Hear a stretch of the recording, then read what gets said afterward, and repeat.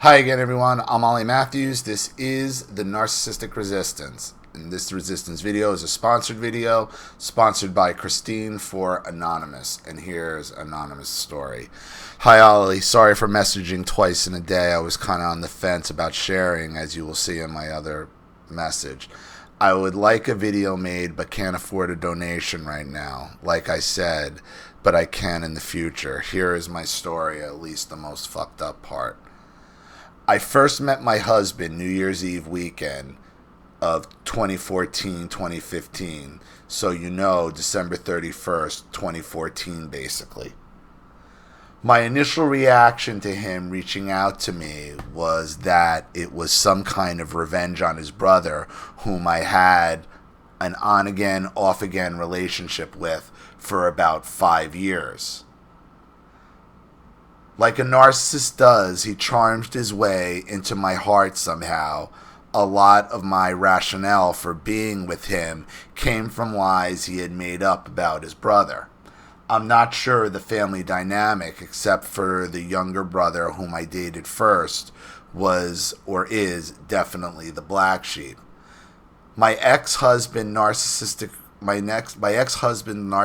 mother encouraged him to date me rather than get in the way.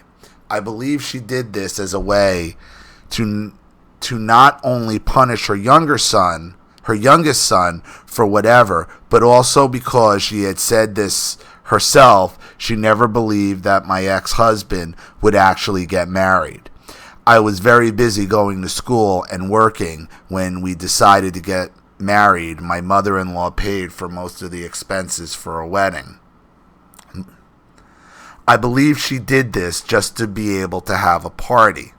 I wanted a very small wedding because of her payment. She felt it necessary to invite her entire side of the family.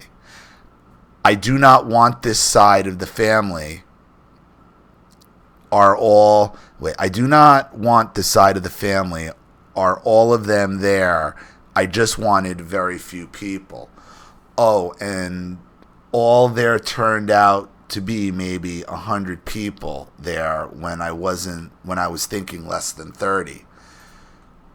We both come from very large families, so I know it wouldn't be quite as intimate as I would like it if we were to invite everyone I was wanting there. I asked my husband to ask for permission from my dad just out of courtesy and someone for tradition. My dad proceeded to tell me that he did not do this again. He will not do this again when I asked him to walk me down the aisle. Even when we were first together, there were red flags. Obviously, my gut feeling and the fact that he was very jealous for no reason. Another red flag that should have ticked me off was that he rarely let me focus on my homework for more than 20 minutes at a time. Even from the time that I moved in, I was expected to go to bed at the exact time as my husband and wake up at the same time as my husband. For our wedding, only one of his brothers showed up, and he has one sister and 3 brothers. The brother that showed up I had previously lived with when I dated the youngest brother. You don't think this is weird? You lived with another brother, but you were dating. So you were actually living with the younger brother? Or was that you were dating? It sounds like there's a lot more to this. No one had said anything to me about the youngest brother having feelings for me, and I found out about that a couple years later. The abuse started not long after I got married, gradually more and more controlling. But you were dating the younger brother, right? So you didn't think that there would be leftover feelings? Like, you kind of just gloss that over, how you go from one brother to the next brother. You weren't with the first brother for 5 years, and then you just go with the next brother?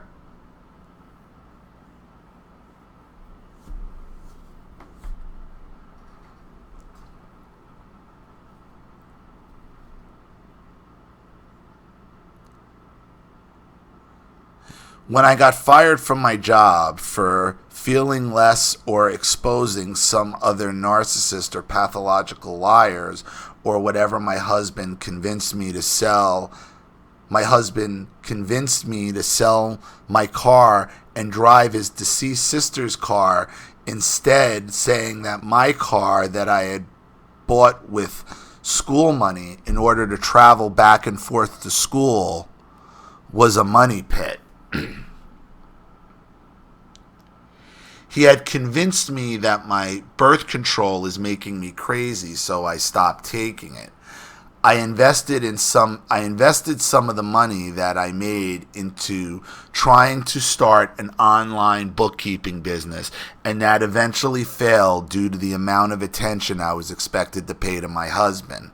Being on unemployment during this time was due to wrongful termination.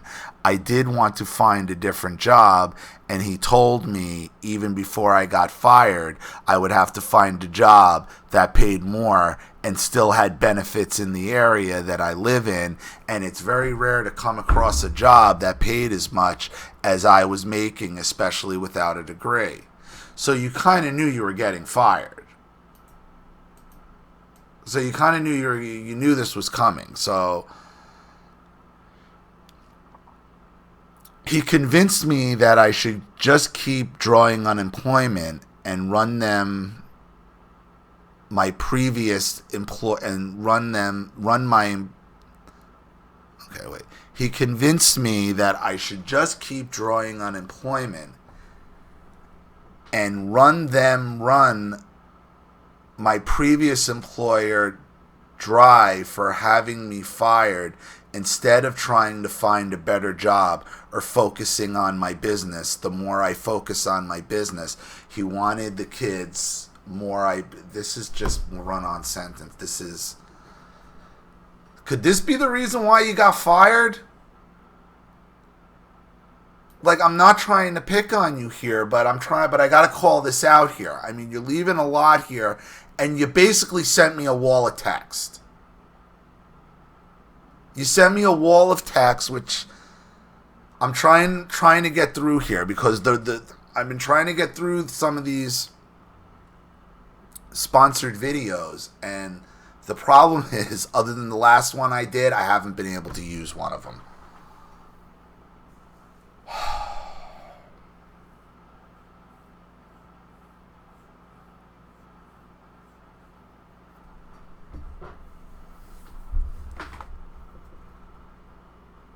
He convinced me that I should just keep drawing my unemployment and let them run my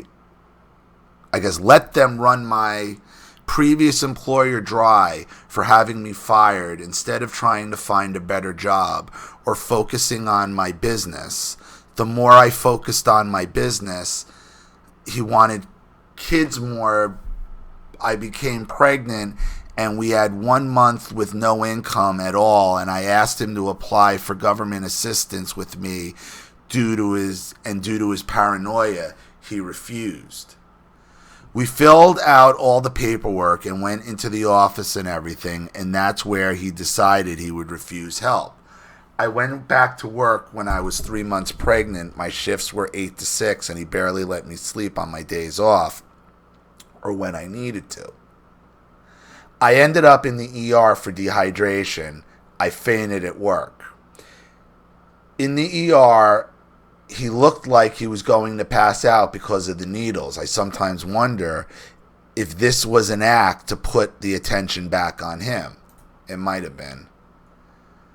Shortly after this incident, he went to get a trailer from his mother, a trailer house, Shortly after this incident, he went to get a trailer from his mother, a trailer house and a gift. Shortly after this incident, he went to get a trailer from his mother, a trailer house, and as a gift to us. When he came back, he informed me that he asked his youngest brother why he was in a bad mood. Annabelle and the brother responded And the brother responded that he wished he wouldn't have married me and had kids with me. This is the first inkling that inkling that I had since being with my husband of any kind of feeling towards me from his youngest brother. Wait, what? This is the first inkling I had since being with there's no punctuation. This is the first inkling that I had since being with my husband of any kind of any feelings towards me from his youngest brother. When I had my daughter, my husband left the hospital to go sleep at the house. I had to have induced labor, and I had to have him turn around and come back so that someone would be there for me. And for me, I was alone in the hospital. The nurse told me that had been doing the best she had ever seen. I guess you speak to talk to text and didn't proofread this. The nurse told me that I had been doing the best she had ever seen for a natural birth. When I told my husband this, he said they probably just say that to everyone. I had to go in for an emergency C-section. My daughter had wrapped herself in her umbilical cord. My husband never had any sympathy that I could have died. He didn't really seem to care that I could have died or that my daughter could have died. He didn't spend a whole lot of time with us in the hospital again. I was alone.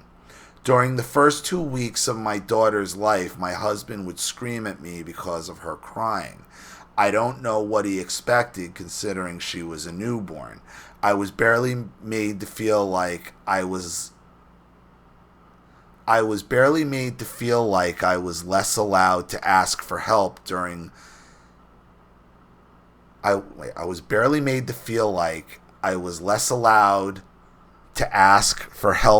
my recovery from this emergency C-section. I was still expected to keep the house clean, having a baby to take care of who breastfed 8 hours straight sometimes. What? No baby breastfeeds for 8 hours straight. Listen, here's your problem here, Anonymous. Here's your, it's you. You're the problem here. A big part of the problem here is you.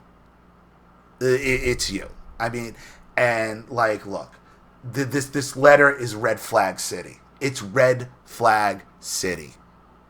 Okay, it is a wall of text out of place.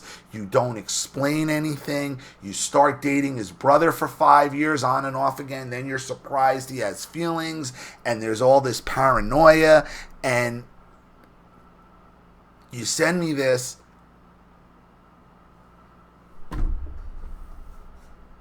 I gotta get through this one. I gotta get through this one.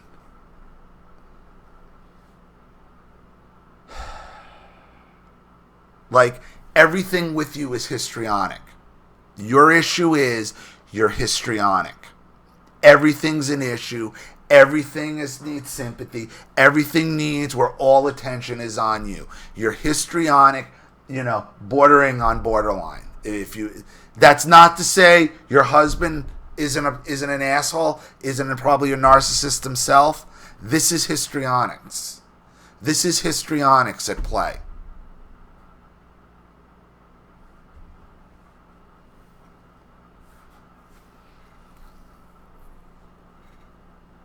No baby breastfeeds for 8 hours straight. That is a histrionic, over-the-top statement. And it's no child will breast. Your breast couldn't handle 8 hours. There's just no way. There's just no way. The fact that he was telling you before you got fired from your job you would have to find a job with more money tells me you knew you were getting fired.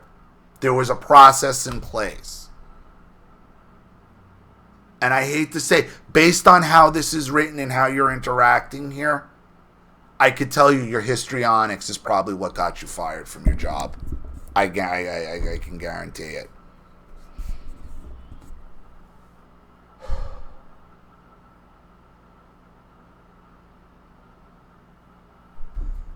My daughter was 6 months old before he would let anyone else watch her, and we had an agreement that I would go back to work when he got the winter off, but that never happened, he claimed, because he didn't have boobs. He couldn't watch her. He couldn't watch her daughter. He couldn't watch her daughter. He never helped me try to get her to take bottle. Of course, it's harder for a baby to take a bottle from their mom when they know what their mom has to give them. That's not true. That's not true. That's not true. You're saying that you needed him to give her a bottle. Like, I get it. He should have helped you out in feeding her, but that's just not true. That's another histrionic statement you're making. Okay, this is exhausting for people. Understand, this is exhausting for people to deal with. Okay, and part of the problem is why he doesn't respond when you do this is because he's sucked dry at this point. People start ignoring you.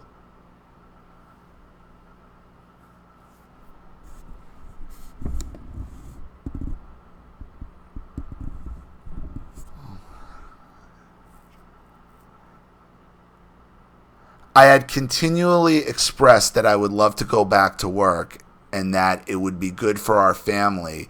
My ex-narc said he could not watch her daughter continuously. He said that he did not want her in daycare. He would go back and forth as to whether his mother could watch our daughter. She also has a full-time job, searches, and is very unreliable herself, being a narc. During our time fighting, he would often say, I do need to call your dad, and then proceeded to bring third parties into our arguments. It got really bad after my sister got married. He blamed me for having to go down there and see her get married. He blamed me for a lot of stuff. The abuse got worse and worse. Shortly after my sister got married, I found a journal that my husband had started.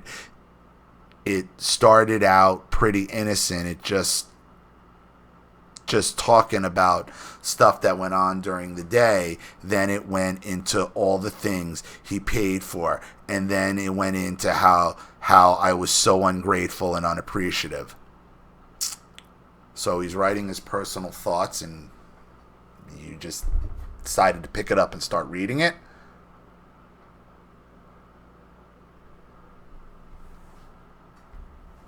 Red flag city. You are red flag. You're the problem here. You have no boundaries. You have no boundaries for other people. None. And you expect them all for yourself. And you expect everything to stop and everybody to cater to you.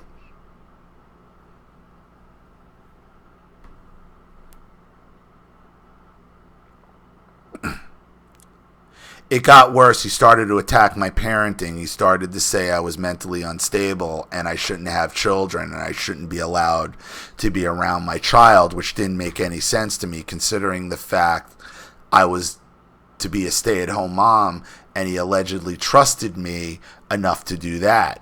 Right after this, he got a lesion on his throat caused by a virus. He got very angry when the nurse practitioner was not able to prescribe him any pain meds. His mother is a registered nurse, and she is one of the 2 people that disposes meds at the nursing home where she works. She doesn't dispose of the meds, she just steals most of them. I know this because she has given both my husband and her youngest son prescriptions that I know she is not prescribed. I mean, there is no reason that you have 5 Percocets into Oxycontins and 3 of the same other crap and 2 tramadol just laying around for no reason. Her youngest son was trying to quit drinking and has been vilified by her and my husband during this time. It got to the point where he tried to commit suicide. This scared me. I looked up the medicine he had been taking or prescribed rather than to help him quit drinking. He also had many problems with a leg injury. His mother was giving him Oxycontins, and the drug interaction with it was, I can't remember the name of it off the top of my head. It said that it could lead to coma or death. When my husband was unable to get pain meds from the nurse practitioner, because nurse practitioners can't prescribe opiates. Nurse practitioners can't prescribe opiates. Trying to get pain meds from the nurse practitioner, they had a meeting with the vice president of the hospital. I'm unsure, but I think that woman either quit or got fired. I encouraged my husband to go about getting pain meds the legal way, having an addiction to them in the past. I was worried about him, but my worry has turned against me on multiple levels. He went so far as to get a morphine pill from a friend of his right in front of me and my daughter. This upset me because I believe that people can get their children taken away if they're caught in the middle of that. Not 100% sure, but that seems correct. Yeah, you can. Down where his sister and a vacation home so we could go to the doctor. We stayed there during his biopsy. His mother and father and youngest brother all came. I don't think his youngest brother wanted to go, but his mother seemed pretty insistent on making sure that he wasn't all alone all the time. I was thinking is weird considering that he is alone 98% of the time. After the biopsy, we found fleas in our house and we had a dog, so it wasn't too out of the ordinary. I told my husband about the fleas a week ahead of time multiple times, but they ended up in his bed the way in his bed they would never seem to be a problem. So as soon as he seen them in his bed, he started doing research on them. Keep in mind, this is a week after I told him sore infestation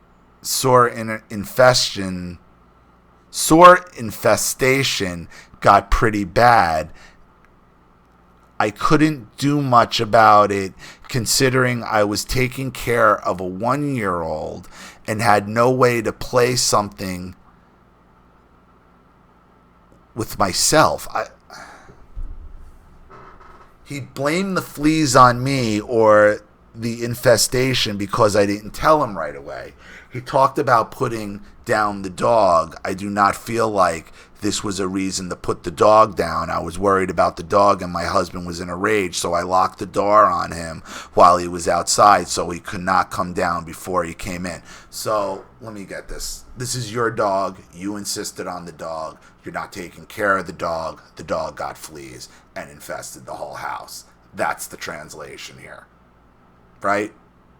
Right? And you can't do it. You couldn't take care of the fleas because you're taking care of a 1-year-old. But the 1-year-old is in the house with the fleas, isn't it? Isn't...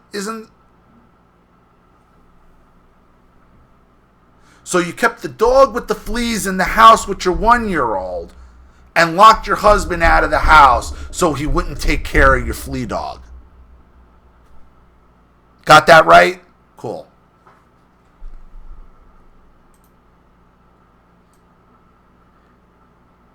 He went to come in and noticed the door was locked and started screaming, and I asked him to calm down first before I unlocked the door.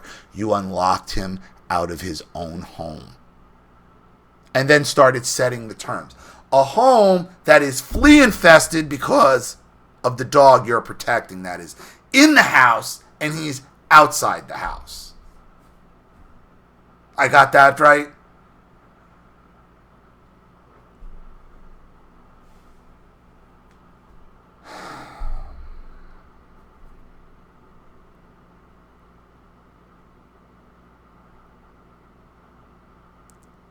He calmed down a little, so I took 2 steps towards the door, and he proceeded to kick the door in front of my daughter. I left for a little while to let the situation cool down. When I came back there was a note on the door, and the locks were changed. It was late at night. The note said, "Don't try to come in or I'll call the cops."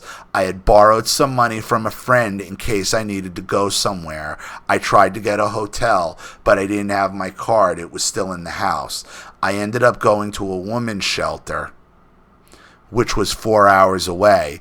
I told my dad where I was so he would not worry. I asked him kindly not to tell my husband. Well, where's your child? He responded with, "We are not going to put up with your bullshit." Has left me feeling confused considering the fact that there was no bitching coming from me.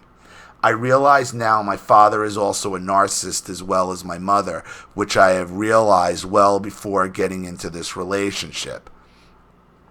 They divorced when I was young, and I was always used as a pawn for either one of them. Just another tool for revenge seems to be my comfort zone. While I was at the women's shelter, I was going to leave. My car had broken down, plus there was a blizzard. Plus these things were held against me. So you locked him out of the house during a blizzard? And where's your daughter? I guess when you left the house, I guess you left your daughter with him in the house. And he changed the locks after you had locked them out in a blizzard.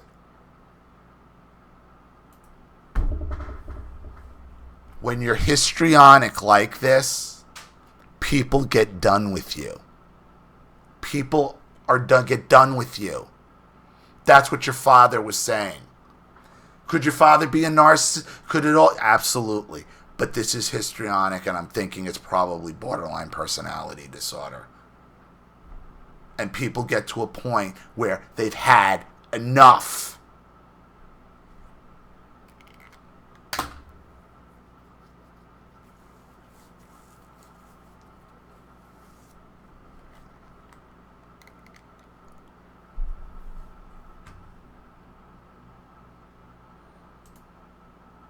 Both these things were held against me. My ex-narc proceeded to harassingly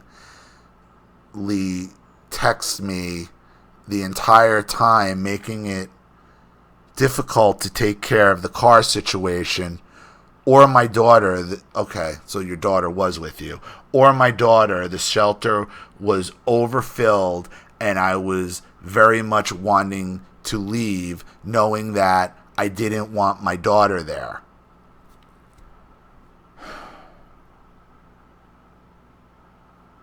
This is just a mess.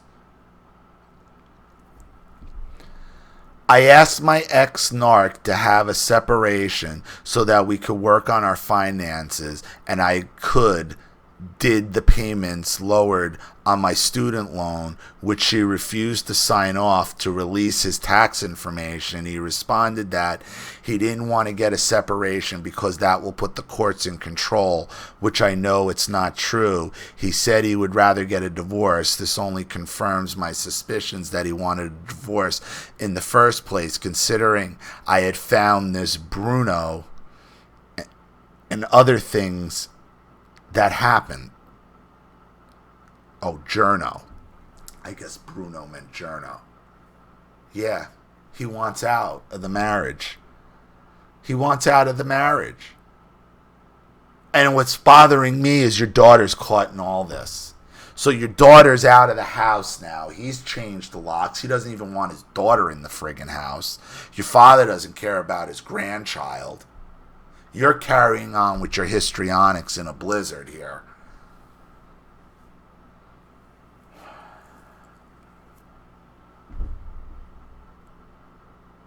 I don't think there are any good guys in this situation, to be quite honest with you.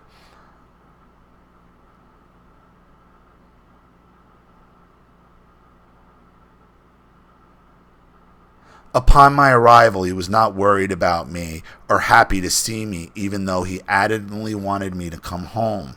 He continued to abuse me every day, verbally and emotionally and financially, you name it. Your daughter, you see, you're making it about me. He wasn't happy to see me. Wasn't your daughter in the fucking shelter with you?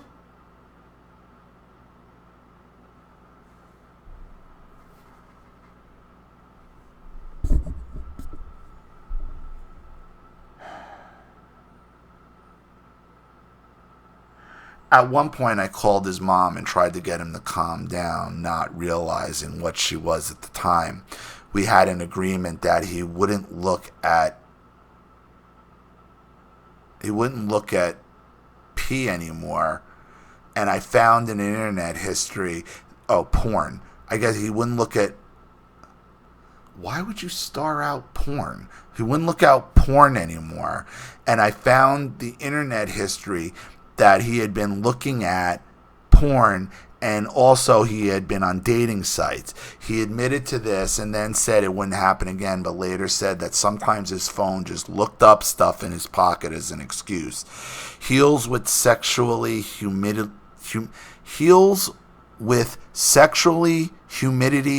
humiliated me and got off on the fact that then I was uncontrollable. I didn't feel having sex with him at the time because of all our issues, because of the abuse. He even went so far as to say I had to have sex with him one day in order to prove that I love him. Time Warner on then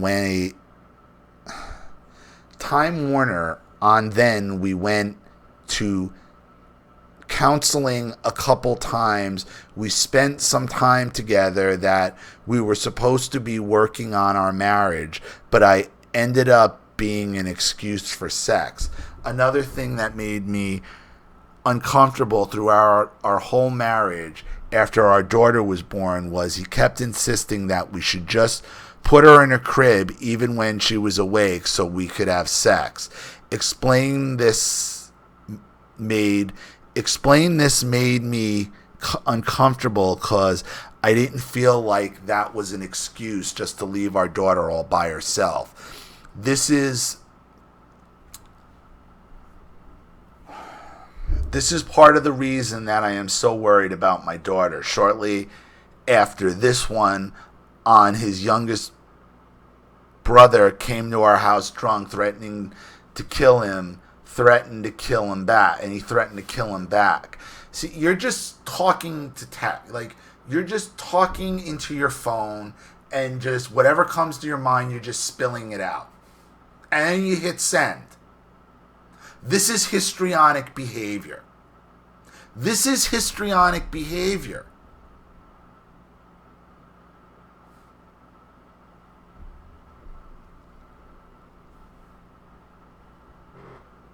My ex-narc proceeded to call his parents.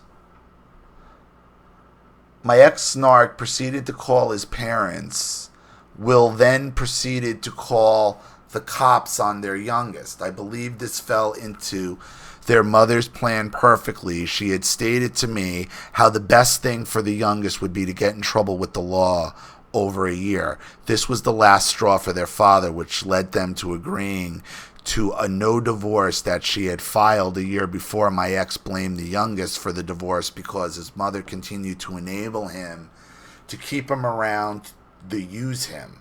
I find it interesting that his mother filed for divorce from his dad around the same time that she started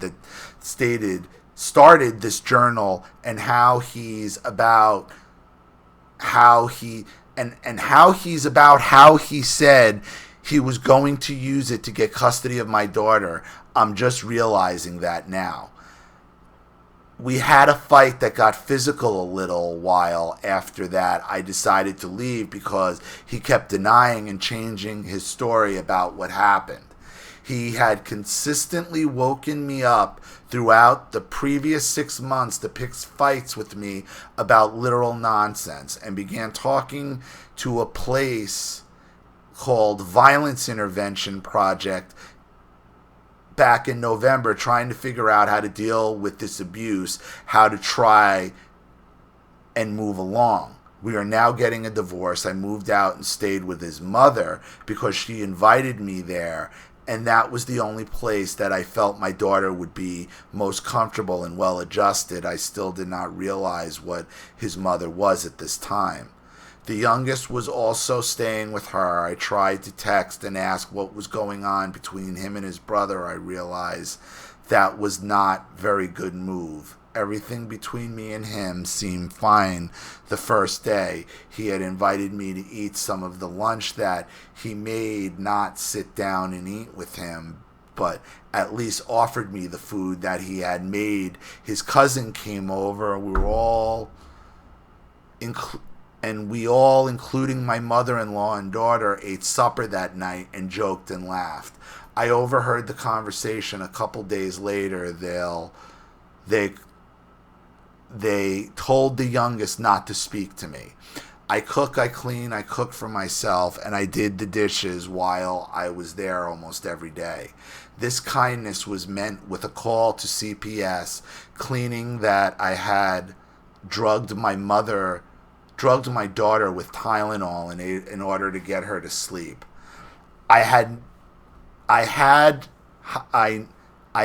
know for a fact that I had given my daughter half a dose of Tylenol within the 9 days. Within the 9 or so days that I was there, they claimed I had given her 6 doses within 7 days, which really isn't that big of a deal if she needed it due to the fact she was teething anyway. But I didn't do that for one thing, and for another thing, that's less than a dose a day. I realize now this is her projecting upon me because she had been giving her youngest Benadryl in order for him to fall asleep, not realizing that he was taking enough to get high off of. Well, I stayed there, and she did nothing but complain about having to put up with her youngest and how she had to pay for everything for him while he was waiting to get surgery on his broken femur, and she had him do all kinds of stuff for her, cook and clean, and home improvements. After CPS call on me, which I was made to believe that it was my ex-narc who called CPS on me, my daughter, I've been staying with her father. I've been talking to my mother-in-law about the apartment I was getting and how my friend lived close by and her family.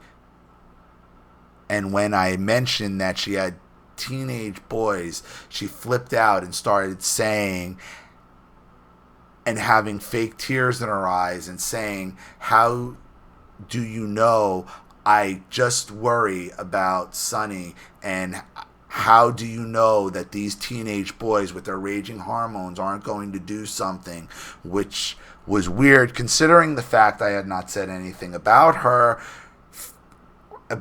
my friend watching her, or any of those boys watching her. She has never met those boys. She said because she knew of a daycare where this is the ramblings of a histrionic person. This is a histrionic episode here you're having.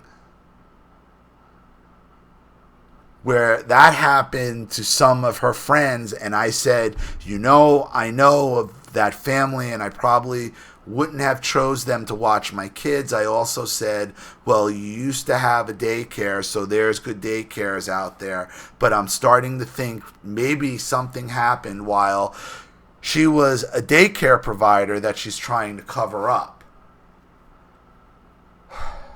This made me paranoid. Really? Everything makes you paranoid because you're histrionic.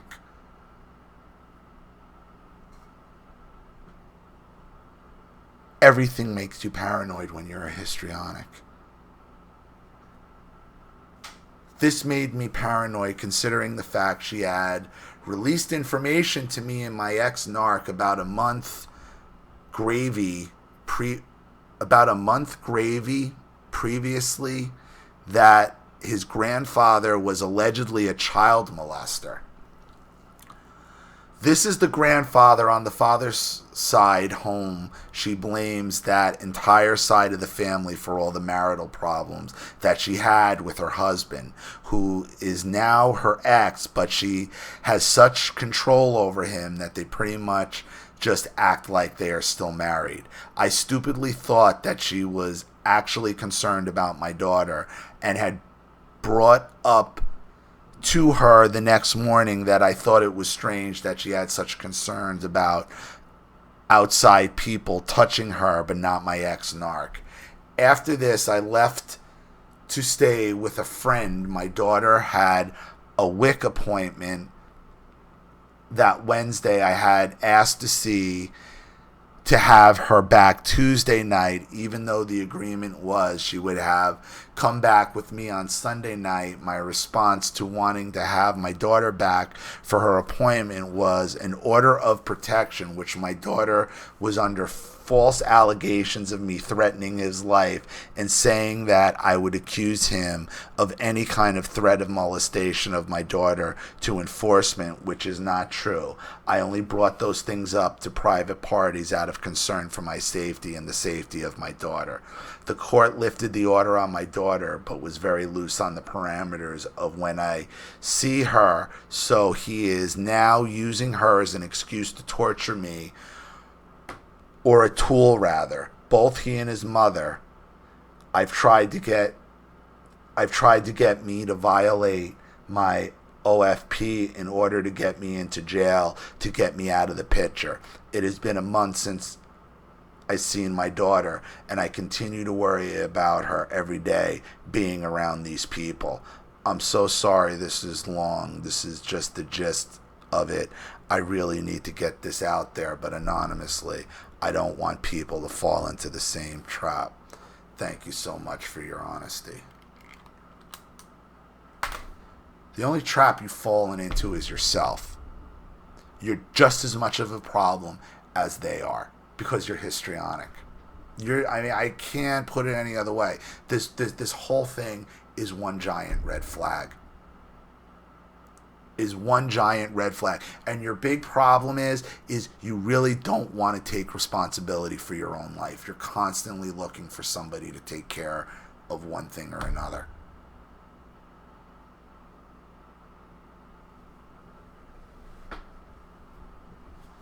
I don't know what's best for your daughter. I don't know. I don't think there's any good players in this. None. Okay? But what I could tell you is you make it real easy for these people to attack you. Okay? Because this histrionic bullshit that you put people through, it drains them. It drains them. And it makes it real easy to make you the bad guy. Your histrionics will be your downfall. Period. And it allows the narcissist to take advantage. That's the best advice I can give you. So, I really do hope that helps. Thank you to Christine for sponsoring. Thank you, Anonymous, for writing in. I really appreciate it. Thank you to everybody watching. Please leave any opinions or advice in the comment section below. And again, if you want your story read on the channel, you have a topic you'd like me to cover, a narcissist you'd like to expose, you'd like to set up Skype, a phone call, have a private video made, or a Facebook live chat, or you'd like to sponsor a video like this for someone who needs help and can't afford it, or just make a contribution to the channel in general to keep it supported, growing, and successful, because this channel survives 100% on contributions from all of you. Without you guys, all this goes away. So if you like what you see here and you want to see more videos like this, you know what to do with the PayPal and email links in the description box. Also, please like and share this video wherever you can. Subscribe to my channel if you haven't, and be sure to click the subscription bell to be notified of all my video uploads. I'm Ollie Matthews. This has been the Narcissistic Resistance.